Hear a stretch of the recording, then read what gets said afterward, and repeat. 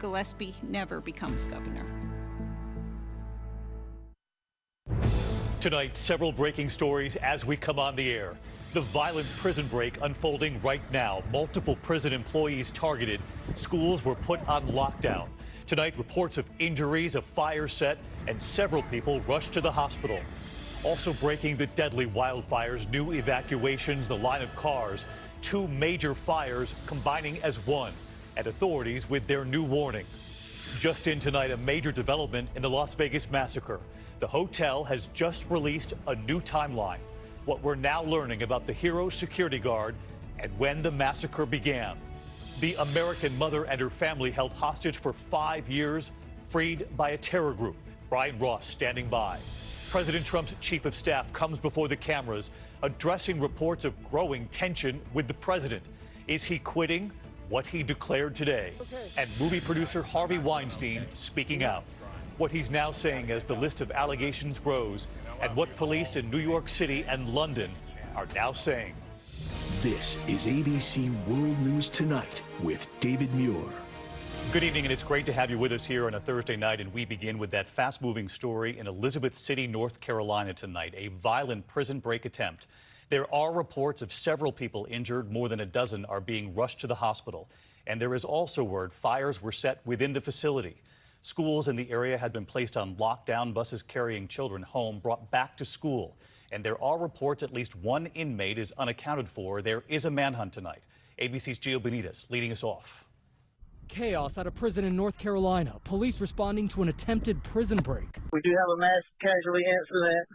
I have multiple patients. Some of them are critical. North Carolina Public Safety saying a fire was set at the Pasquotank Correctional Institute's sewing plant around 3:30 this afternoon. An officer struck multiple times with a hammer, unresponsive at this time, working on IV access, significant bruising and bleeding. At least 9 people rushed to the hospital and more expected. I'm going to have several walking wounded. We need to clear some beds. Tonight, we don't yet know the condition of those injured or how many were prison employees. I've got ambulances inbound. Please start setting up some sort of triage and mass casualty within the facility. For a time, at least 3 schools were put on lockdown, and students who were already on a school bus were sent back to those schools. Tonight, local police tell ABC affiliate WVEC they are searching the nearby woods for one inmate who is not accounted for. And David, Pasquotank is a massive prison with more than 700 prisoners. They also have an electronic security fence intended to prevent escapes. David? Gio Benitez leading us off. Gio, thank you. And now to the devastating and deadly wildfires in California. California's fire chief tonight now warning it's going to get worse before it gets better. Fierce fires burning in the hills of Napa County. Strong Diablo winds ramping up today. Thousands forced from their homes. The entire city of Calistoga, 5,000 people ordered to evacuate. And you can see right there the lines of traffic on the one road out. And now comes word 2 fires have combined as one. ABC's Lindsay Janis is in Santa Rosa. Tonight, DC-10s and this 747 supertanker, part of the all-out effort to contain what could become the deadliest and most destructive wildfires in California history. We are not out of this emergency. We're not even close to being out of this emergency.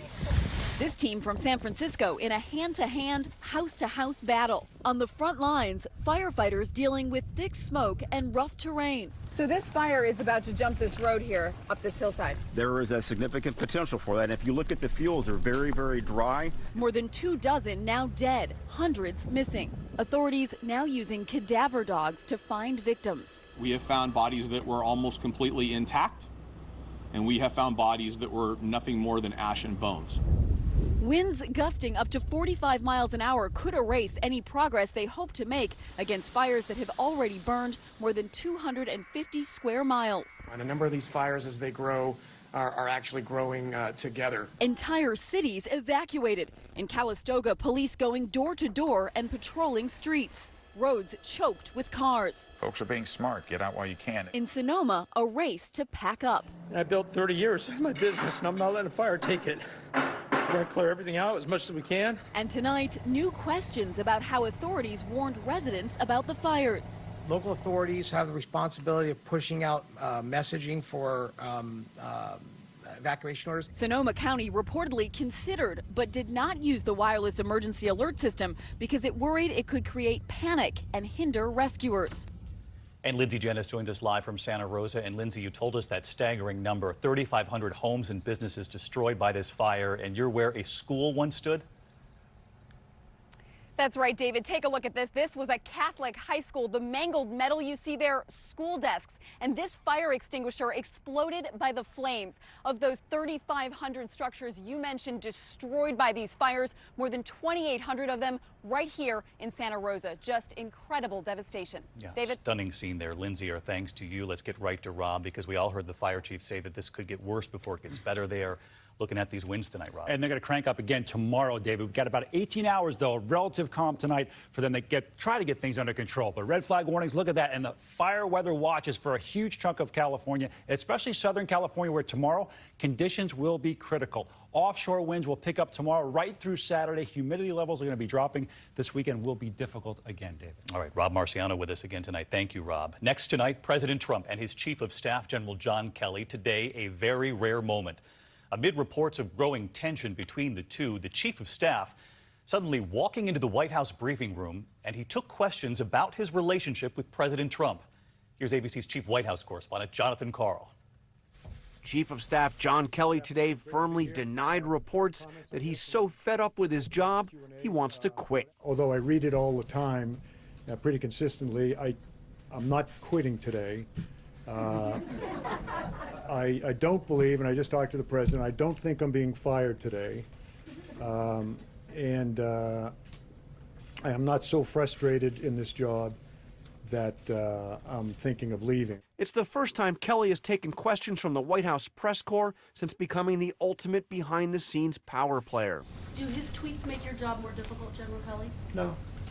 Kelly said his job responsibilities do not include managing the president's Twitter feed. I was not sent into or brought in to control him. Amid widespread reports of dysfunction and discord in the West Wing, the president has come forward in recent days to praise Kelly's leadership. He loves doing this, which is Chief of Staff, more than anything he's ever done. The retired Marine puts it this way. This is the hardest job I've ever had. This is, in my view, the most important job I ever had. I would offer, though, it is not the best job I ever had. Best job I ever had, as I've said many times, is when I was an enlisted Marine Sergeant Infantryman. That was the best job I ever had. Jonathan Karl with us live at the White House tonight. And John, the Chief of Staff, was also asked about the executive order signed today by President Trump that potentially clears the way for sweeping changes in health insurance, John? Potentially, David. What it does, it triggers a review of changes that would allow insurance companies to offer stripped-down insurance policies. Those would mean lower premiums for people that get those stripped-down plans, but healthcare experts warn that such plans could offer no coverage for basic services like maternity care, prescription drugs, and even ambulance services. David? So certainly a lot of debate to come on this, John Karl. Our thanks to you. The president also tweeting today a warning aimed at Puerto Rico that FEMA can't be there forever. So what's to come for the nearly 3.5 million American citizens who live there? Here's ABC senior White House correspondent Cecilia Vega on that. From President Trump today, a dire warning that federal aid to Puerto Rico may disappear. The president tweeting, "We cannot keep FEMA, the military, and the first responders in PR forever." He's been under fire. We love Puerto Rico. For his response to Hurricane Maria, throwing paper towels to storm victims during his visit and bashing the island for its massive debt. But just days ago, a change of tone, the president making this promise. We will not rest until that job is done. Today, Democrats lashed out at that new presidential warning. Mr. President, do not send a message to any American that we will turn our backs on them. That is not fair, it's not right, and you ought to correct the statement you made. Gentleman's out of order. Even the island's governor, an ally of the president's, tweeting, "The U.S. citizens in Puerto Rico are requesting the support that any of our fellow citizens would receive across our nation." 3 weeks after the storm, there are nearly 17,000 FEMA workers in Puerto Rico, but there are also nearly 4,000 in Texas 7 weeks after Hurricane Harvey, and nearly 3,000 in Florida 5 weeks after Irma. Does President Trump believe that the people of Puerto Rico are American citizens Yes. who deserve the same access to federal aid as the people who live in Texas and Florida? Yes. What is his tweet about then? Our country will stand with those American citizens in Puerto Rico until the job is done. But they're not going to be there forever.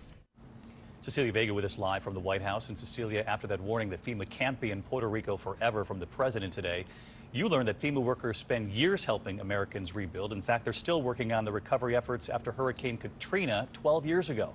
They are, David. FEMA tells us about 165 FEMA workers still on the ground there in Louisiana. But despite the president's tweets today, you heard General Kelly there in the briefing room say that this White House is committed to helping Puerto Rico. And David, today the House approved a disaster relief request from this White House, $365 billion. The Senate, David, is expected to vote on this next week. Cecilia Vega with us tonight as well. Thank you, Cecilia. We turn next year to the sudden release of a family kidnapped by the Taliban, an American mother, her husband, and her 3 young children. And we've just learned tonight that they are heading back, but not to the U.S. Here's ABC's chief investigative correspondent, Brian Ross. They were America's littlest hostages, and tonight they and their parents, American Caitlin Coleman and Canadian Joshua Boyle, are free after 5 years of captivity. I am prisoner of the Taliban. Coleman was 7 months pregnant when she and her husband were kidnapped while on a hiking vacation in Afghanistan. The Taliban threatened to execute them.